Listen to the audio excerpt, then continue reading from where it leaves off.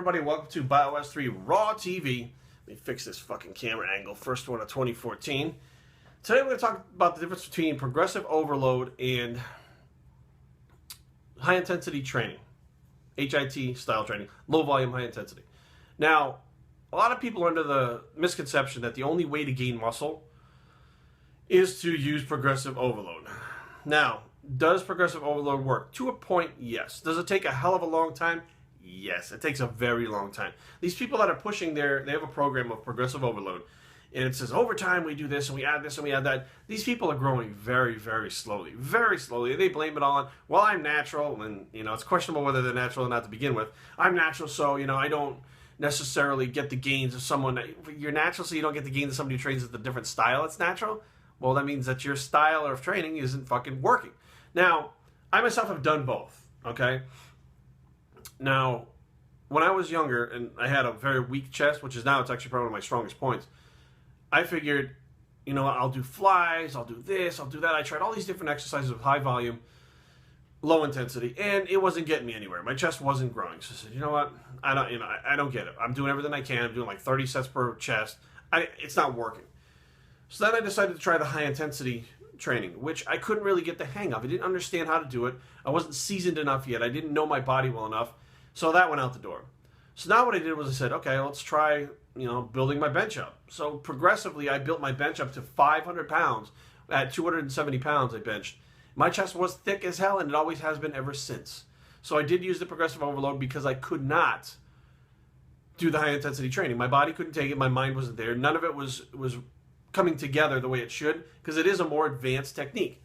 Now, fast forward to a couple of years ago, 2011, I started training with Phil Hernan. He has a very low volume, high intensity style. Now, what I went from doing for 2011, I think I did about 30 sets per body part, like once a week. I started training with Phil, and I was doing 3 sets per body part once a week, maybe twice a week, depending on how the rotation came in. 3. So I dropped it down 27 sets. Lo and behold, not only did my chest get bigger, everything else got bigger, rounder, fuller, harder. Everything changed. And now people are like, he's out of the gym in like 30 minutes. They watch me train, and they're like, yeah, he looks like he's training hard, but how the fuck is this working? Because I realized, and it took me a while to realize this after working with Phil, because I didn't question Phil, I just did what he told me to do. Didn't ask questions, because it's annoying when somebody asks too many fucking questions about what you're doing, and I know he's got a shitload of clients, so if everybody asked, it'd be a giant pain in the ass. So what I did was try to figure it out on my own. And then when I started doing the research, I'm figuring out when you're doing those 30 sets per body part, you are trying to stimulate growth, but you're going beyond that point where you can recover. You're going beyond the point of recovery, beyond the point of return, and you're starting to fuck with your central nervous system, okay, which cannot recover as fast. With the high intensity training, you can hit those muscle fibers and send the signal within 1 to 2 sets. So the first set's kind of like a groove set. I never really get to, full intensity, full failure until that second set.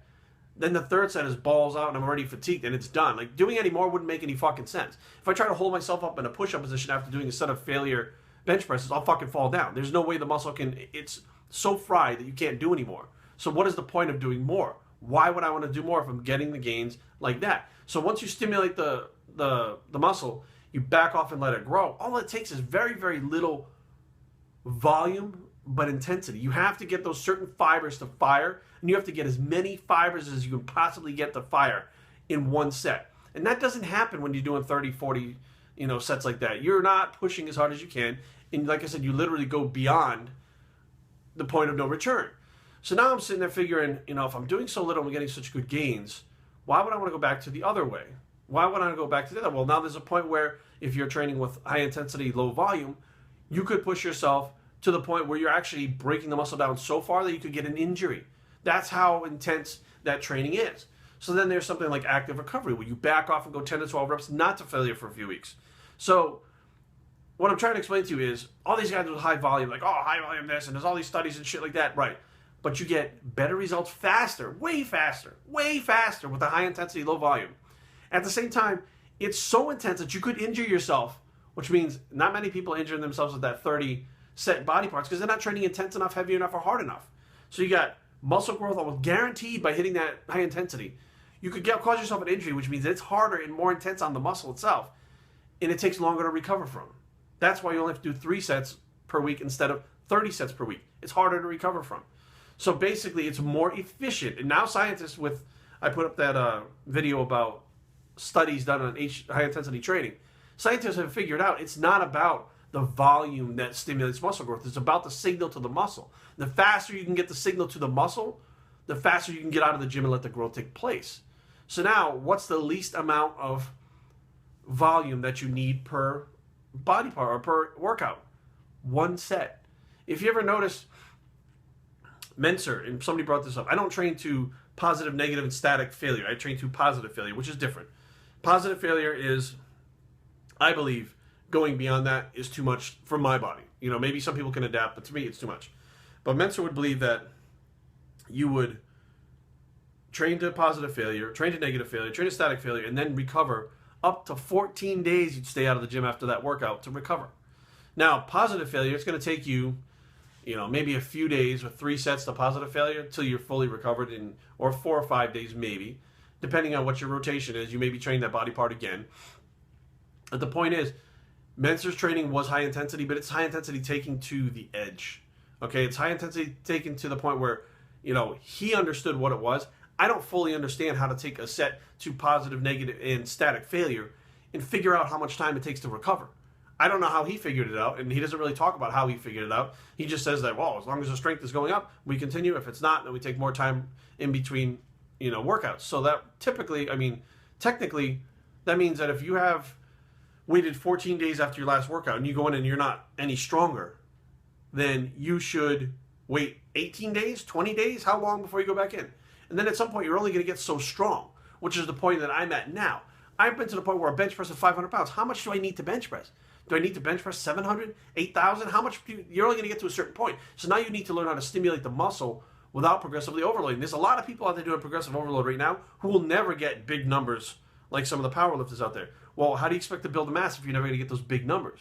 How do you expect to put on more and more mass if your weights are only going to hit a certain point and you're not going up?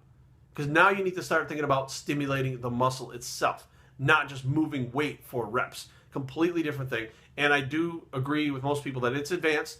And if you're brand new to the gym, no, you should be doing progressive overload. But there's going to get to a point where you've outgrown that. If you're doing progressive overload longer than 2 years, it's now time to step up to something new to get those better gains. So I guarantee you after 2 years, your gains have almost stopped, if not slowed down dramatically.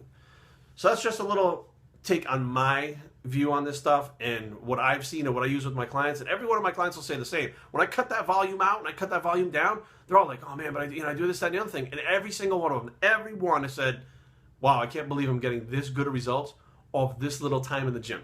If you run into one of my clients or you see them on my Facebook, ask them. Bios3training@gmail.com. Leave comments down below, but don't fight. www.bios3training.com is the blog, and we're the high intensity bicep, and we're out.